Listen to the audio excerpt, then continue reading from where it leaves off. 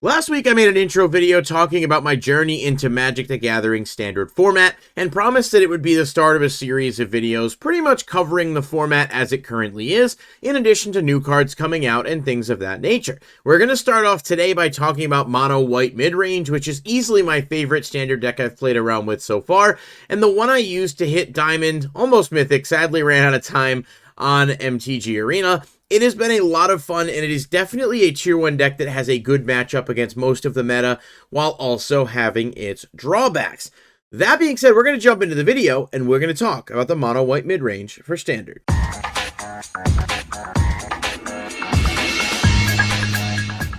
Alright, if you guys do enjoy the videos, please go ahead and hit the like button and subscribe to the channel. Leave a comment down below. Let me know what you think of this deck, how you might play it differently. I'm not going to give you a straight up deck profile on this, although we could do that in the future. I'm basically just going to talk about the more notable cards in each section and give you an idea of what the key cards are and why they work the way they do. So let's start off with creatures. As always, with the majority of decks in Magic, whether standard or otherwise, creatures are very important. They often lay the foundation or backbone of the deck, although not always, because there are some decks like Mono Blue that barely play any creatures. That being said, Mono White definitely has its share, although you will see some builds based on results that play less than others. I would say the average number of creatures in the deck can range from anywhere from 10 to 16, with some people going a little bit lower and a few people going a little bit higher. In my opinion, one of the best things to look at starting out with is Ambitious Farmhand. This is a 1 white that will give you the ability to search a basic plains when it's put into play, and they can also transform if you control 3 or more creatures with different powers. So in addition to giving you something on the board early on, you get to search out your lands. Ideally, you open, 1 or 2 planes and then can play this, and you have a decent mix of resources with it. I don't transform it too often, but it's still nice to have as an option, and as you get further into games, it becomes a lot easier to do. Ambitious Farmhand is just a pretty steady card that ranges from either 2 to 4 copies per deck, depending on people's variants. Lauren of the Third Path is another one that I find to be extremely good, and ironically enough, when I was playing Commander, I actually pulled a few of these out of Brothers War. They were not worth much and have since spiked quite a bit. This card is really, really strong because it's 2 and a white, it has Vigilance, and when it enters the battlefield, you can destroy an artifact or enchantment, which is obviously really, really good against a lot of the meta, the sagas, and some of the artifacts, or even enchantment creatures, and we know from the March of the Machine leaks that there's going to be even more enchantments coming, which means this card will just get better with time. I think 2 is a perfect number, although I have seen people play more, and some people have elected to side them, but Lauren of the Third Path is an insanely strong card against most of the meta. Now, another low-cost card the deck can play is Spirited Companion. This is 1 and a white, and basically it's an enchantment creature that when it ETBs, you draw a card. It's nothing crazy, but it does allow you the extra draw power, and it is considered an enchantment for purposes we'll get to a bit later. Now, personally, I'm also playing Cather Commando, which is another 1 and a white with Flash. Pay 1 to sack it, destroy target artifact or enchantment. One of the things this deck does really well is it's able to respond to problems, and having cards like this that don't cost a ton and you can flash in is definitely not something to overlook. Playing against Mono Black, this can obviously be a bit of a challenge. The opponent's probably not going to want to let this resolve. They're going to try to pop it, but more often than not, if you time it right, you can get Cather Commander's effect off before it gets wiped.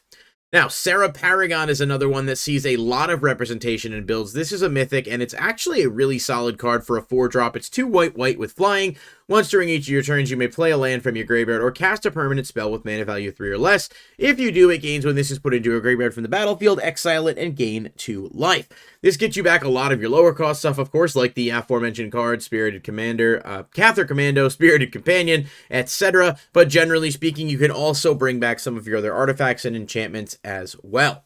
That's pretty much the core components of creatures for the deck. You can certainly play your own combination of other things. Cards like Ao the Dawn Sky and Sanctuary Warden are some that I like a lot. People may elect to go in a bit of a different direction, but you really just want to have the core component there to make this work. Moving on to Planeswalkers. This is a pretty small section because there's obviously not a mass selection of white Planeswalkers in Standard that are very good right now, but you'd be remiss to not look at the Wandering Emperor. Though it is quite costly, the card's, usefulness cannot be understated. It is really, really powerful. Not only does it flash itself in and allow you to use the abilities during the opponent's turn, being able to get rid of any tapped creature gives you a crazy amount of flexibility to to do it after they've attacked, and it's a token generator that also allows you to give your creatures first strike at +1/+1 counters. Wandering Emperor is the best Planeswalker in current standard rotation, in my opinion, and does see a lot of representation as a result. Unfortunately, it will rotate out when Kamigawa is rotated in September, but it's still going to be a card that will be felt in other formats after that. Now, personally, I like the Eternal Wanderer as well. I think this is a really slept-on card, probably because it is outclassed at the moment, but it can only be attacked by one creature each combat. It can get rid of targets or creatures temporarily, allowing you to basically blink your opponent's stuff and swing and bring it back. Obviously, it doesn't really work too much against something like Shouldered, but it does work against a lot of other things that maybe generate counters, and you can get those counters off. And of course, it can also create Samurais with double strike, and it can board wipe selectively, which is really useful against things like Phyrexian Obliterator and Shouldered, of course, mono black being really dominant. I've seen Elspeth Resplendent as an honorable mention pop up in some mono white builds as well. I'm personally not playing it, but it is a good card. I do see why people would like to use it. I just find the cost to be a little high, and I generally prefer to go a bit streamlined, at least with what I've been playing. Artifacts are pretty straightforward. I only play 4. There's only one card you actually play, and it's Reckoner Bankbuster. If you're new to Magic Standard, perhaps you're not familiar with the card, but if you've been playing for a while, you obviously know what this does. It sees play in many, many decks. It is generically really solid. It is a 2-drop artifact creature, vehicle that can turn into a creature that comes out with charge counters. You pay 2, remove a counter to draw a card. Eventually, it creates a pilot that you can use to crew it. This is just a really, really useful, versatile tool that can become a 4/4 creature if you need it to, but also gives you draw power, and while it's a vehicle, your opponent can't, like, pop it with stuff, so it has the ability to kind of come in and out as needed. You will see Reckoner Bankbuster a lot, but again, it's another card that's slated for rotation. Still, it does have a lot of use here. Now, for spells, instants, and sorceries, it is definitely one of those things where you can pick and choose what works best for you, but I've found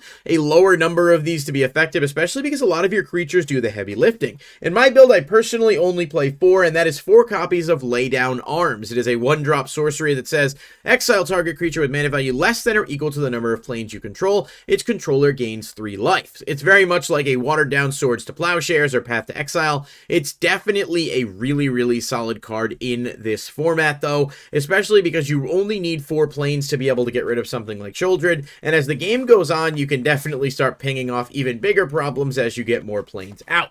I have found that in a few cases, you can actually exile one of your own creatures to gain life if you're getting pinged down by mono red in a bit of a rapid-fire fashion, and while it's not ideal, it is nice to have that sort of break glass in case of emergency card in your back pocket as well.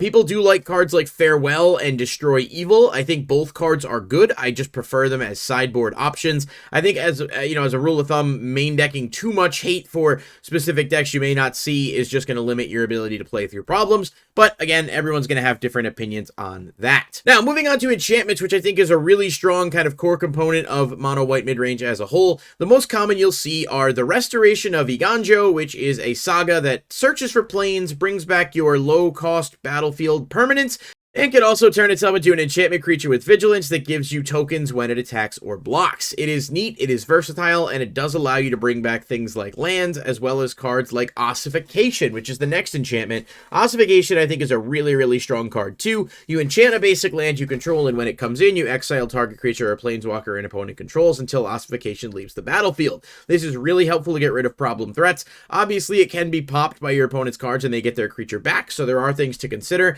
but if you're playing right and you can kind of stop them from getting that level of retaliation, you can get rid of most problem cards before you actually get to the point where you're going to end up losing there. Now, Wedding Announcement is one that's on its way out with the rotation. However, this card is insanely strong while we have it, and it's 2 and a white. It says at the beginning of your end step, put a counter on this card. If you attack with 2 or more creatures this turn, draw a card. Otherwise, create a 1/1 white human creature token. And if Wedding Announcement has 3 or more invitation counters on it, transform it. When it transforms, it just becomes an enchantment that says creatures you control get +1/+1. You can imagine this is basically a pure resource engine. You either get tokens that you can block with or that you can, start to buff up. You get, draw power, and then you can also just give creatures pluses. There's no real downside to this card, and it's super low cost, which is why it's such a powerful engine for the deck. And finally, moving on to lands, it is very plains heavy, but people will elect to play some variations of certain things. I think Roadside Reliquary is definitely one of the strongest non-basic lands you can play. It taps for a colorless, or you pay 2 and sack, you draw a card if you control an artifact, and you draw a card if you control an enchantment. So in ideal scenario, you have like Reckoner Bankbuster out, and then like Wedding Announcement, or even Spirited Companion, which is an enchantment creature, and you get to draw 2. And using cards like Sarah Paragon, you can easily bring Roadside Reliquary back to the field to use its effect again. It's got a lot of sort of, you know, advantage generation for the deck, in addition to, you know, giving you the ability to tap for mana if you need it. And then you have cards like Demolition Field and Field of Ruin, both of which essentially do the same thing. You sacrifice it, pay 2, destroy an opponent's non-basic land, and then both you and that opponent get to search the library for a basic land and put it onto the battlefield. It is really good at getting rid of things like Triomes or dual lands, especially early game, to slow the opponent down.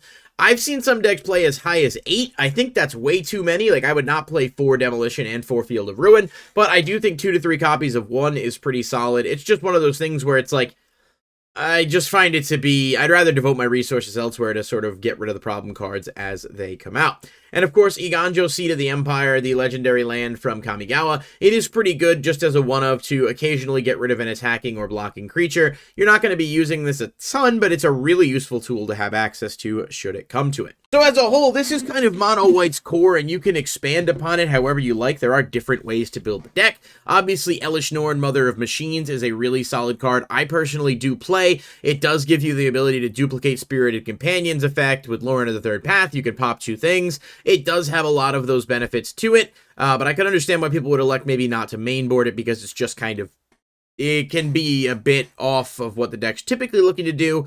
But there's so many different variants of these decks out there, and you can see tons of them on MTG Goldfish, as well as other sites where there's just deck list results. I mean, I looked at a large sort of coagulation of the deck list results when I started putting my deck together, and then played with it a lot and saw how I did. The worst matchups, in my opinion, for this deck are easily going to be the Mono Blue Grixis Midrange. Those decks are really tough because a lot of times they'll wait and not do much until you start to do stuff, and your deck is really kind of reliant on being able to out problem cards. If your opponent's not putting a lot of stuff on the board, it's going to be kind of hard for you to actually do what you're intending to do.